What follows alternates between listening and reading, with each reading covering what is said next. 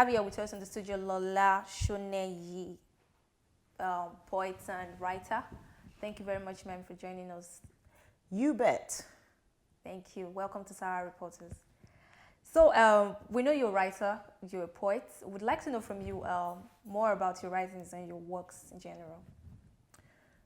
I have 3 books of poems. So all the time I was sitting on an egg, Song of a Riverbird, and my most recent collection is called For the Love of Flight.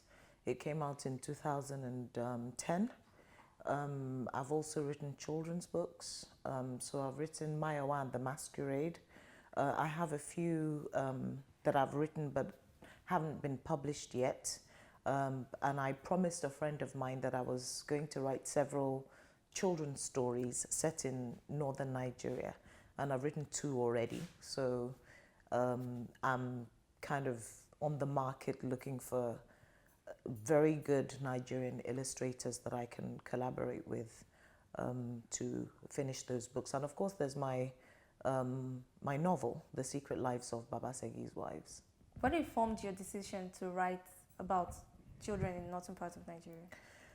I just didn't feel that there were enough books where children from northern Nigeria were the protagonists, or where the book was kind of centered around those characters. So of course you have Eze Goes to School. Even when we were kids, there were lots of books that had, you know, a number of Yoruba characters. And having visited the North quite a lot during the campaign and then on my own since then, I feel that there is definitely a need for more books to be out there, especially in schools, in which children can see themselves, especially children from northern Nigeria can see themselves as the characters in the books and just enjoy the little adventures. As a writer, do you see the need to criticize government excesses through your works? As a writer, I feel that it's down to what I want to do and what I want to write about that I engage with. That is to say that duty is a funny word. It's putting a lot of responsibility on writers, responsibilities that are often not borne by non-writers, which I don't think is entirely fair.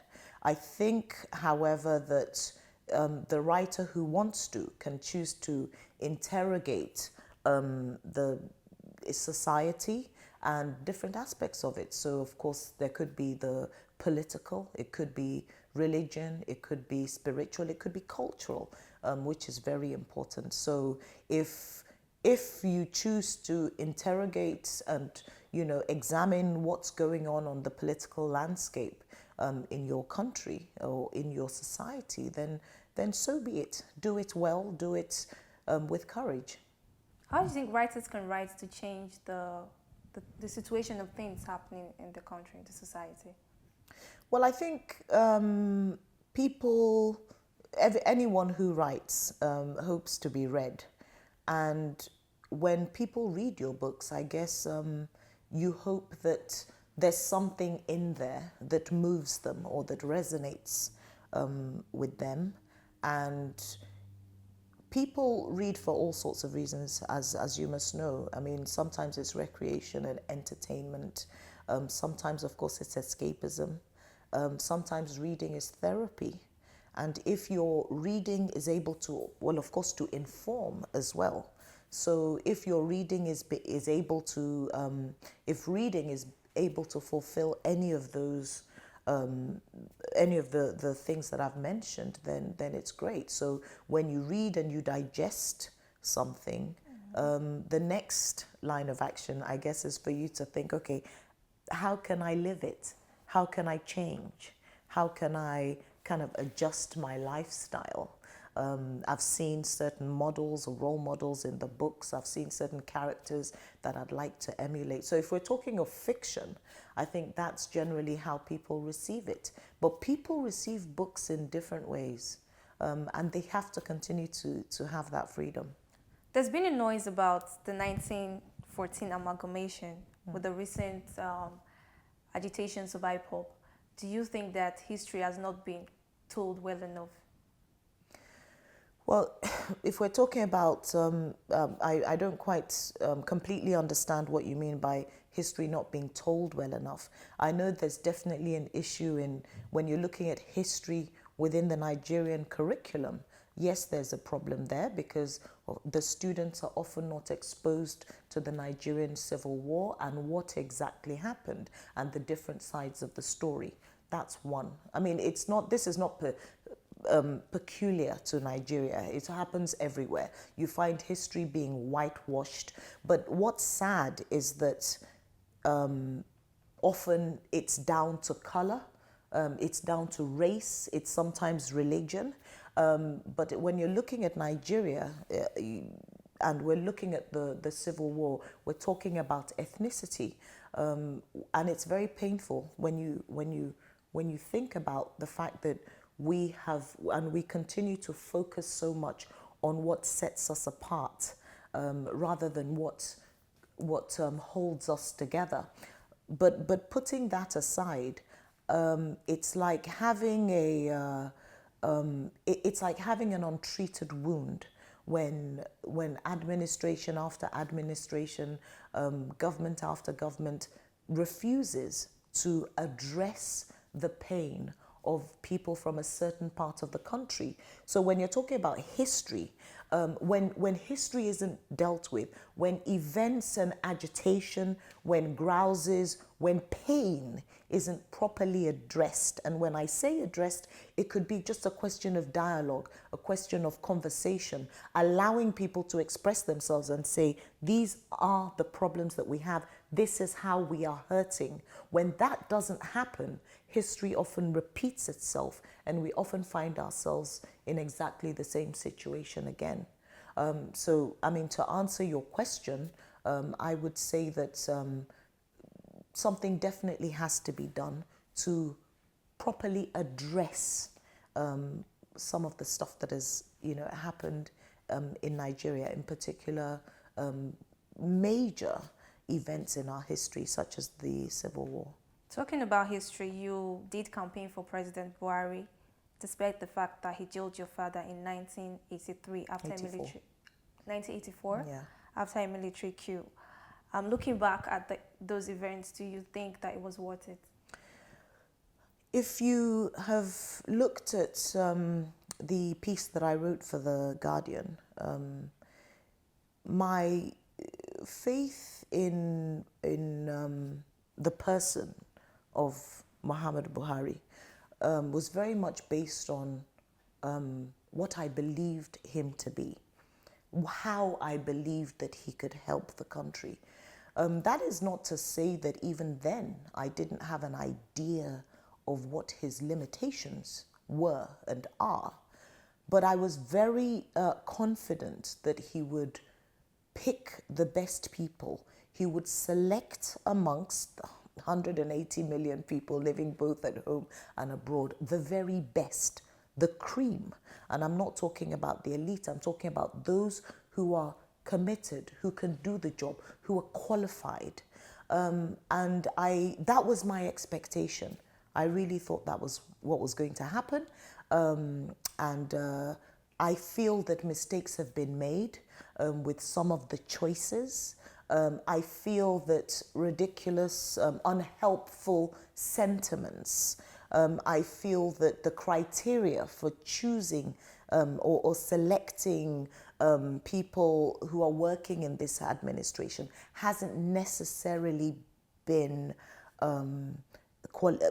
how qualified they are and how well that they can do the job. And when you start with that sort of premise, what you do is you just waste a lot of time and you waste a lot of energy. Every time you look at this country, and I look back at 2015, 2015, I do often wonder if the whole exercise was a waste.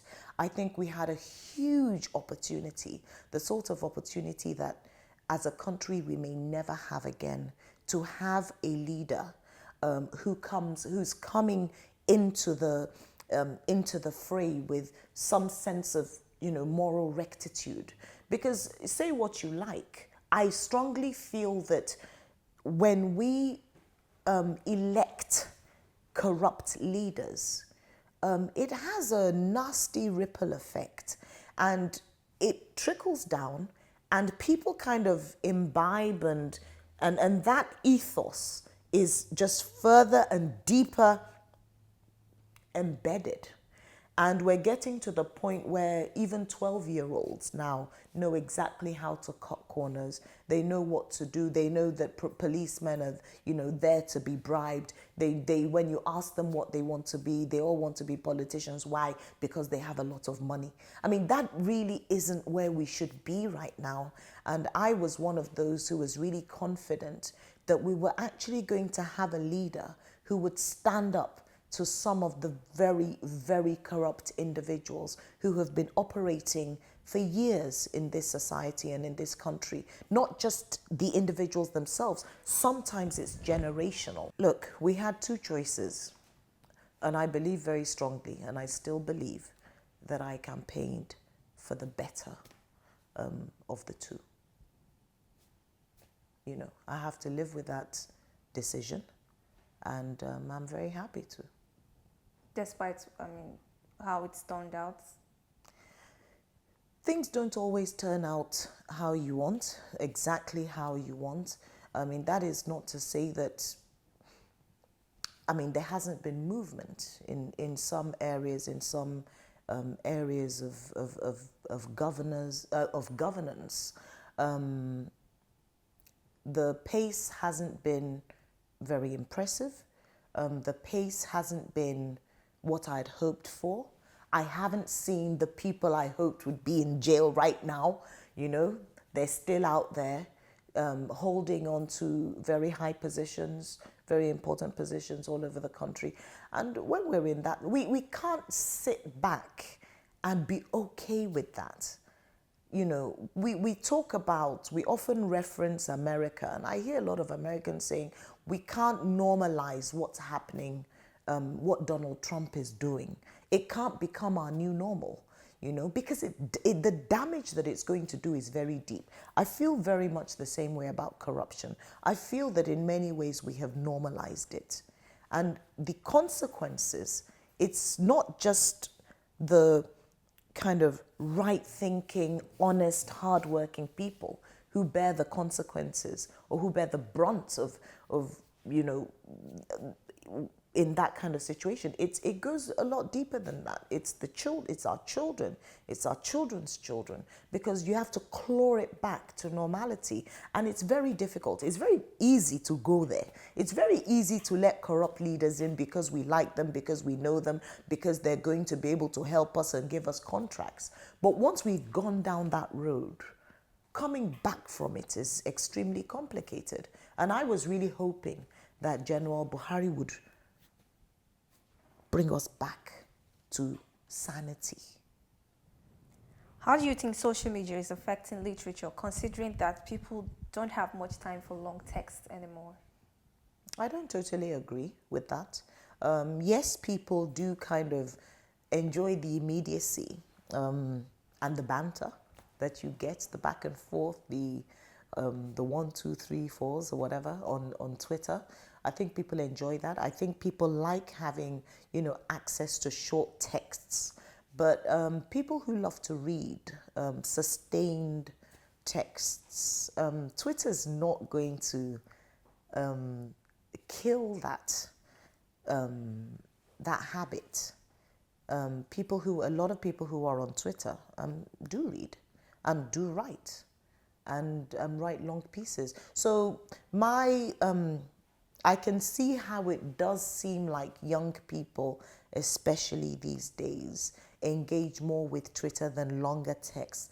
But with events like Ake Festival and how much people commit to coming to, how much of the money, their money that young people commit to buying books and meeting authors and the excitement, I think there's a huge interest in sustained writing and in, longer texts than 140 characters. How would you say, how could society overcome the attention deficit disorder occasioned by Twitter and Facebook? When it comes to how much time people devote to social media, it gives us, social media gives people one thing. It allows you to create a persona. It allows you to escape from your reality. And I've seen this in so many people. And a lot of people, maybe even myself sometimes, are guilty of not always expressing our true opinion, or not always engaging in a way that's, forthright and being, being as critical as we should be about issues, perhaps because one becomes aware of the number of eyes and the people. There's a certain self-awareness that people develop on, when they're active on social media. But this is very much based on the expectations that people have of you. And just as an individual, I'll tell you something about the way that I handle this. I am very rarely on Twitter. I'm very busy, I'm working hard, but in the evening, sometimes when I have 45 minutes, I will sit and I will read what people are writing. I did go through my slides. My children used to say to me, "Mommy, stop trolling Trump." There was a time they used to say that to me all the time, because I wanted to know what Donald Trump was doing, because I was generally terrified of his policies and just the way that he would speak and how it would affect people and how so many people were hurting. So I would kind of go through the news, look at Rachel Maddow. I have certain people that I like, kind of going through their TLs to see what they've written, articles that they've recommended. I love to kind of go to those articles, read them, digest them. My husband does the same. So we often sit and then have a long conversation, based on what we've read. That's how I do it. I try as much as possible not to allow it to take over my life. I also try as hard as I can to be true to myself. If anything, when I feel I'm uncertain about my opinion about something, or when I feel that my opinion could really cause another individual pain, I just decide that I won't tweet at all. So I won't talk about that particular thing. I mean, I've had a run-in. I've had run-ins with people on Twitter, but it's not really something that I enjoy. If you want to have a conversation about something, then I prefer to do it face to face and within a context that we can actually give each other longer answers. Some of the best writers on the African continent are no longer men. When did this, what led to this shift? I mean, we have the likes of Chimamanda and other African writers, female African writers. It used to be Achebe and Wole and some other folks from Kenya. What led to that shift? I don't know. It could very well be that that women had just had more opportunities to express themselves. And it could also just be a thirst on the part of women who have always been, who have always read a lot more than men. It could just be a thirst on their part to enjoy fiction that's authored by women.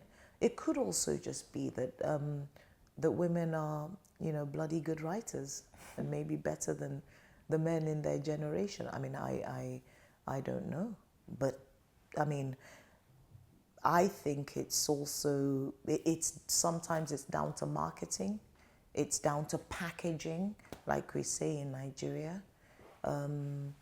It's what the world wants. The world wants young. The world enjoys youth. The world enjoys, pretty, and and there's nothing wrong with that. And it's so maybe it's what the market is craving that has determined that. But I just think, as if you asked me and I wasn't speculating, I would just say that I think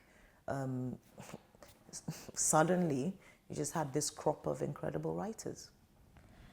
In the 80s and early 90s, there was an upsurge of romance novels and magazines. But as soon as political crisis started setting, we found that those disappeared and never really came back. Did you think the politics at some point killed romance? I have no idea what you're talking about. The romance novels, are you talking about Mills and Boon? Mm-hmm. I don't know what you're talking about, because if you're talking about Mills and Boon, I mean, you're talking about the 80s, the early 80s. I mean, I grew up on a healthy Mills and Boon diet. I used to read one a day when I was about 12 years old, sometimes two. But it seems to me like a bit of an odd question.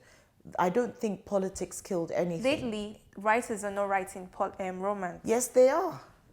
You're not seeing them, but of course they are. We have a whole crop of romance writers, and they're very happy, and they're doing what they're doing, and they have an incredible... A lot more people are reading romance, and they're reading my book, for instance. I can tell you that. So it's not... as a publisher and as somebody who's actually in the book industry, I mean, Cassava Republic just launched Ankara Press. Yeah, a romance. So, which is romance fiction. It's always been huge because it's accessible. You don't have to work too hard to, when you read a romance novel, and you're just kind of wondering how A and B are going to come together. Finally, tell us about the Ake Book Festival and who is coming. What are your expectations? Well, it's a very special year for Ake Arts and Book Festival. This is our 5th year, so we're having our big 5th year anniversary this year. And it's as if you planted a seed in my head, like, you know, in the future, and it came back to me, because this edition is devoted to women and the incredible work that they have been doing creatively on the continent. And as such, we have a whole load, nearly 80 incredible women coming from all over the continent. Our headliner is Amaata Aidu. She's coming in from Ghana. And then we have people like Zinzi Clemens. We have Nedi Okorafor. We have Diane Auerbach. We have so many young writers. One of the things that we've tried to focus on this year is to make sure we've got as many emerging voices as possible. So we've also got, of course, you can't do this and totally ban men or banish them to, or just kind of not feature men. So we've got Ishmael Beyer, for instance. He's coming to talk to us about his new novel. We've got Giles Foden. But we've also got this incredible partnership that we're doing with WOW, Women of the World. And that's Jude Kelly of the South Bank, who's actually going to be with us at Ake Festival. We've got writers like Hannah Poole. We've got speakers like Leila Hussein. We've got beautiful storytelling sessions. So we have Mara Menges, who's coming to do The Illusion of Truth. We've got Memuna Jallo, who's coming to perform her one-woman show, Baba Segi's Wives, which is very exciting for me on a personal level. So she's also coming to do that. We also have, we have a lovely lady called Gerald Prescott Sales, who is in The Waking Dead. So she's coming to present her movie called Stand Down Soldier. She's an actress now, but she was actually in the army, and she's done this movie, which gives us some insight into some of the experiences that she had, some of them very sad and really harrowing. That's been sponsored by the American Embassy, who have come on as one of our sponsors this year. They're also providing us with of funding, of course, to bring in quite a lot of our wonderful authors from the US. So we also have people like Alexis Okeowo, Dayo Lokbade, Laden Usman, the poet, lots of people coming in from all over. And so those are the ones I've talked about, the Americans now. We've also got lots of people coming from our continent. So Mahale Moshigo coming from South Africa. We've got, of course, we've got Zukizwa Vana.